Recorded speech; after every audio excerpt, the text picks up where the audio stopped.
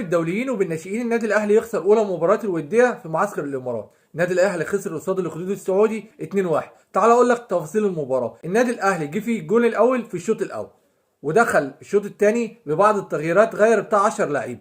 في الشوط الثاني جه في النادي الاهلي الجول الثاني.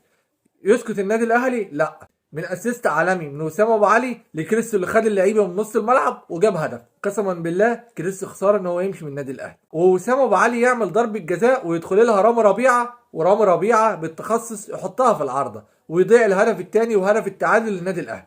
هتقول لي احنا كسبنا ايه من مباراه النهارده؟ اقول لك كسبنا ان احنا شفنا بعض الناشئين الكويسين المبشرين للنادي الاهلي، وكمان شفنا صفقه الاهلي الجديده وسام ابو علي، الصفقه المتميزه جدا جدا جدا اللي هتكسر الدنيا مع النادي الاهلي. وكمان حاجه عايز اقولها، يا ريت كريستو ما يمشيش من النادي الاهلي، لان انت لو اتفرجت على المباراه واتفرجت على اداء كريستو العالمي النهارده من افضل اللعيبه في المباراه. وان شاء الله النادي الاهلي يدخل باقي الموسم ويكسر الدنيا بالصفقات الجديده، واولهم وسام ابو علي، وان شاء الله كريستو يفضل مع النادي الاهلي. بس كده، يلا سلام.